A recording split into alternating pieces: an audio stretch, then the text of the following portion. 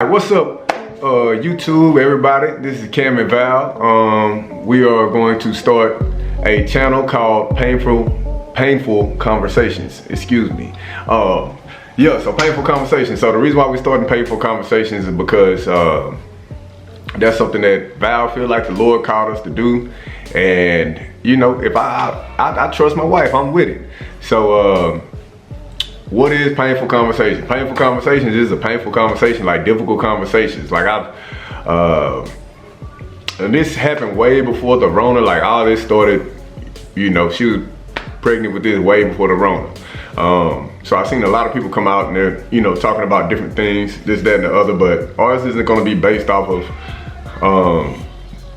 one subject or another subject. It's just based off of life, like things that we have conversations on, you know, throughout our eight years of marriage, or 15, you know, years of being together on and off. These are things. Hey, go downstairs, man. I told you not to come up here.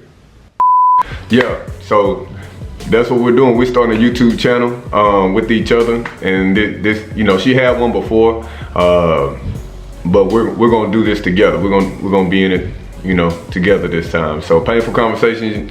I'm gonna talk about some things that aren't necessarily black and white, that are in the gray, things that are on a yes and no, but maybe I don't know. You know what I mean? So we have those conversations a lot. Both of us have you know, different experiences that we grew up with, and or with how we grew up, with the way we were raised, and with the way that the areas that we grew up in, and the areas that life took us to. Like we both have, you know, different experience and different thoughts on things, and we're gonna share some of those things with you guys. So we plan on doing that, and that's what we're doing, man. Painful Conversations. So it's not a, you know, knock off or anything, or it's just gonna be brand new, and we're just gonna be sharing our life and sharing things that we find interesting, man. Conversation that we find interesting, and topics that we find interesting, you know, throughout our daily lives. So that's the introduction, and that's where we're at. So I'm Cam, just in case I didn't say that. I think I said it at the beginning, but this is Val. This is my wife. As beautiful as can be, you know, as y'all can see. Yeah, that's my lady, man. So I do anything for her, and she'll cut for me. So yeah, for real, just like that. So yeah, we gonna get into it. What's something that, you know, you had on your mind, baby? Well, do you think I should talk about the first painful conversation? Yeah, go ahead and jump into that. So we'll jump into, like, you know, one of the conversations that kind of just stuck out in our lives, and kind of, you know, changed our lives and changed the way that we handle different situations and handle different thought processes. So yeah, go ahead and jump into it. I feel like painful conversations, if you embrace them as learning experiences, then you can grow from them, you know. And that's really like my heart behind painful conversations, is that, you know, we learn from them and not run from them. I agree. A lot of people, you know, you try to have a conversation with them, or you bring it up, you know, at, you know, wherever you're at a function, or nobody wants to have these conversations within the family, or within, you know, work, or within society. Like nobody wants to talk to each other and meet, you know what I'm saying, on a common ground. And a lot of times we miss each other, and a lot of times we won't meet on a common ground, but I always think it's worth having the conversation, because that way people know where you're coming from, and you know where they're coming from. And what does the word say? It say, out of the mouth so a man speaketh. So basically, what's on your heart is going to come out of your mouth eventually, you know, whether it's behind closed doors, or whether, you know, it's in between a heated exchange of words. It's going to come out eventually. And if you listen to people, they'll tell you exactly who they are. So I think painful conversations are good, but for that reason, people will let you know who they are through their mouth and through their actions. So, and I like that quote. A pair of lips will say anything. They will say anything, but a pair of lips will also tell you who that person is too. You know, if they're a liar, sooner or later you're gonna figure out, man, that person talk a lot. They're a liar. And we all guilty of it, man. We all guilty of, you know, over talking or overdoing something. So it's a judge-free zone. I ain't judging nobody, and I ain't tripping if anybody judge me. Like, I know, you know, who the ultimate judge is. So that's why I'm willing to have painful conversations, because I should say, I feel like it's needed. I feel like the world would be better off if we had more conversations rather than thinking a person or perceiving a person a certain type of way, and then you have a conversation with them and you figure out, man, that person is different. You know what I mean? Like, that person is actually pretty nice, or man, that person is exactly who I thought they were, or man, that person is pretty intelligent, or that person is. Yeah, you'll learn something new. Yeah, you'll learn something new about somebody if you just have the conversation. But most of the time, you know, we get busy with the hustle and bustle of what we're doing, or we're so concerned and so caught up in ourselves and what we're doing and caught up in our thoughts, and we get to a point to where we think we can't learn anything anymore. But the day you stop learning is the day you start dying. Remember that. I never heard that quote about the lips. Yeah, that's my boy A-Dub. A-Dub can't say anything. I'll never forget that. But he ain't lying though. I didn't just seen it. People, you know, I never heard that. Empty promises, man. So yeah. Yeah, a pair of lips will tell you almost anything if they can get something out of you, or if they trying to, you know, win their way in the conversation. So yeah. That's time for conversation. You want to go ahead and start talking about the first one? Or? Yeah, I mean, just quickly. Personally, I just feel like one of the most painful conversations that I've had was with God and within community. You remember? I don't even know where to start. What are you looking at? You know what I'm looking at. What I'm always looking at. Since 05, you did. Well, I'm gonna turn pink.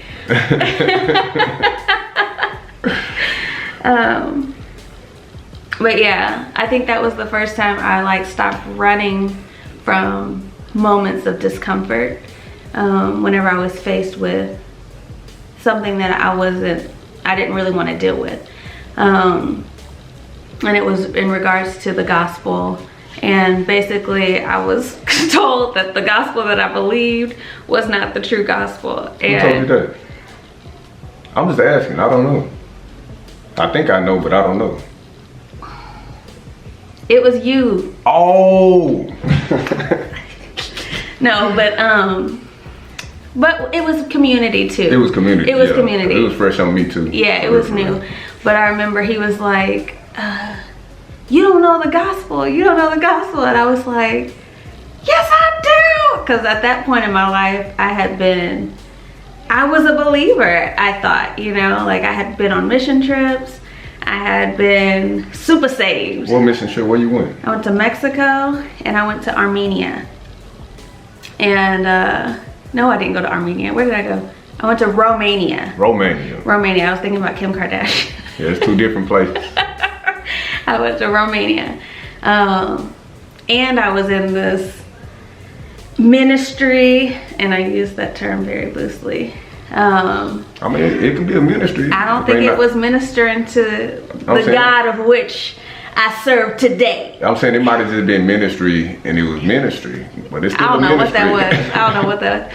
But I mean, I had been, so the camera ran out of storage, so I had to delete some stuff. But so at that point in my life, like that's what I was saying. I had even went to the state capitol and prayed, you know, to fight. Oh, and abortion clinics and everything. Yeah, I was like deep in there, like praying against, you know, abortion, and as we should. But I was deep up in there. I was super saved. Yo, what else did you have going on? You had went to the International House of Prayer. I didn't know there was no international house. They were talking about going to IHOP. I'm thinking pancakes, served. You know what I'm saying? And to be honest with you, I didn't even know what I was doing at that point. But hey, But yeah, oh, you were trying to do something. You had a zeal for the Lord. Yeah, I really did. So I took major offense when you told me I didn't know the gospel. Like, and then like to add on top of that, you know, in community they were always like the gospel, the gospel, the gospel. So for you to say that I don't even know the gospel, I'm like, what do I know? You know. So let me explain. Community was like just a group of us that would meet, and we would get in the word, man, and just, you know, discuss the Bible together, and you know, confess our sins amongst each other. Eat together. You know what I'm saying? Eat together. Like, we would just fellowship, man. It was just it was a great time, you know, for what it was and for the time that it was. It was real good fellowship at the time, you know, for the time that the Lord had it going. So that's what when she says community, that's what we were doing. It was every Friday night we meet at a friend's house, and yeah, that's what we was doing for a minute, man. So we learned a lot during that time. You know, good and bad. Or I really all good. It was all good. Everything, you know, worked for the good. Yeah. So. Yeah, y'all know the verse. Y'all want to quote it? I ain't gonna quote it. You go look it up. Okay. All things work for the good Of those who love the Lord and are called and according to His purpose. And are called according to His purpose. Something like that. Okay. Yeah. Oh, look at that. So yeah. So I don't know what happened. He had said something. He was like, at community group, he said something like, well, you don't even know the gospel or something, and I got really upset, and I was like crying in the bathroom, and Tresh actually like came to the restroom and was like, what's going on? And I told her what happened, and she was like, well, he's right. Like, he didn't say it right, but this is what the word says. Like, this is what the word of God says. So she showed me, and I read it, and I was like, oh my gosh, like I was just shooketh, because I didn't, my whole life at that point, like I was like, okay, well, if what he's saying is true, if I don't really know the gospel, then the people who I trusted as spiritual leaders lied to me, you know. That means family members that I trusted weren't telling me the true gospel. That means like all of my works and all of that, what was that for? Like, my friends, like, they believe the same thing I believe. Like, my whole world was like turned upside down. I was struggling, because I was like, what is the gospel? I didn't know. And so I feel like that was like a major point where I was like, okay, well, at this point, either I can just kind of continue to believe what I believe, because that's what I'm familiar with and that's what I'm comfortable with, or do I really believe the word of God is true and living, and, you know, am I gonna walk in accordance to what the word says and live that way, you know? So that was really hard, because I'm like, okay, well, what am I gonna do? So it was like this moment where I was just trying to, what's my decision, you know? And so I feel like that, from that, like, came growth, maturity, and understanding. And more grace. More grace. More mercy. All that. Yeah, learning about grace and mercy was huge. Like, it was like, oh, like, it just everything made more sense with that gospel that was explained to me. The other way, I was like, oh, that's why everything was in vain. Like, everything was pointless, you know? So it just all started to make sense. So that was the first time I really had a painful conversation. It was really painful. Like, I went through like a depression, and it was very difficult. It was difficult for our relationship, you know, but in the end, we're better and we're stronger because of it. So that was the first moment I really learned to embrace painful conversations, not only with you but with God, and like be honest like with God and be like, I don't know, like just brokenhearted, you know, before God. So hey, I'm sorry. I don't know how I would say that. No. I'm sorry. No, you saying that because you're on camera? Nah, I just ain't know. I ain't, you know. Yeah. I ain't know to the extent. You bringing it back up, you know, a year later, I ain't know. Don't make me cry, but yeah. Yeah, painful conversation, I guess first, like, one I can remember, like, vividly was my homeboy telling me, hey, man, I can't even, like, be around you with you talking to your wife like that. Like, me, like, I grew up, like, I talk to people rough, man. Like, I talk to myself rough, you know? So, and I'm still learning how not to do that as much, you know what I mean? Like, but I guess it's in our blood just to talk rough. Like, if I make a mistake, like, I'm gonna talk to myself rough. If somebody else make a mistake, I'm gonna talk to them rough. You know, depending how close they are to me, you know? So, yeah, I'm still learning, I'm still growing in it. And, but he was like, man, I can't even like have you over here like that, man. Like the way you talking to your wife, like that ain't how you talk to your wife. And I was like, you know what I'm saying? Like, you my dog, like, you know, my dog has seen me talk to, like, I mean, my boys before that, like, they nobody corrected me on the way I talk to women or whatnot, you know. And I can be sweet when I want to be sweet, but I can be hard when I want to be hard too, and rough when I want to be rough, like in my language. So, yeah, he checked me on that, and you know, at the time, I really wanted to fight that dude, man. Like, for real, like a part of me wanted to fight that boy, but I loved him so much. You know what I mean? And I knew he loved me when he was telling me that. And I know I hang with dudes that got hands. I don't know about y'all, but so it would have been good, you know, to go that route with for either of us, I don't believe. So, you know, but the Lord was there and the Lord graced it, and I learned from it, and from there. Go downstairs. From that painful conversation, like, I started growing as a husband. But from then, that's when I started growing, like, as a husband, like, oh, like, I need to talk to my wife, like, more than just when it, you know, come down. Like, I need to be sweet to her more than just when it come down to sex. Like, you know, like, I don't need to just be trying to talk the draws off of her, and that's the only time I'm talking sweet. Like, I need to be intimate with her through my language, through my words, through my actions, like, throughout the day. Like, you know, and he started teaching me that, and it was just different for me too. Like, I was like, like, when I'm talking to her rough, like, you can't hang with me. Like, what? Like, that's something new. Like, nah, she a woman. Like, that's how I talk to women. Like, but nah, he checked me on that, and I appreciate him for that to this day. For real. You know what I'm saying? Like, boy, changed my life with that. For real, man, I ain't lying. Like, my whole marriage changed. I don't even know if we'll still be married if it wasn't for that boy and his wife, you know what I'm saying? Yeah, counseling us after that, man. So yeah. So shout out to them, man. Love y'all.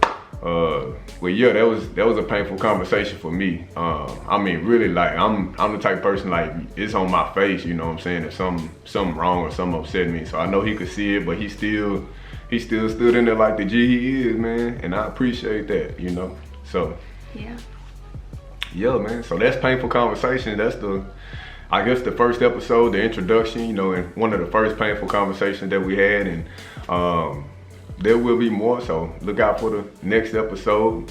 We starting our first little YouTube channel together, you know. I might do it on Facebook too. Yeah, whatever, on Facebook, whatever, however she want to do it, I'm gonna be with it. So, you know, we stronger together than we are apart. So when you see both of us, just know, you know, you gotta deal with us. All right. Just like that. So, and whatever she say, I'm a back it, you know, unless it's wrong. Whatever I say, she gonna back it unless it's wrong, and we're gonna work it out together. So, yeah, man, painful conversation. Love y'all. Hope y'all you know, listen. Hope y'all were entertained. Hope that y'all learned something. Hope that, you know, that this wasn't in vain. So, yeah, that's it. Yeah. All right. You wanna hit you? Painful conversations. All right. Fizzle out. Here you go. The outro.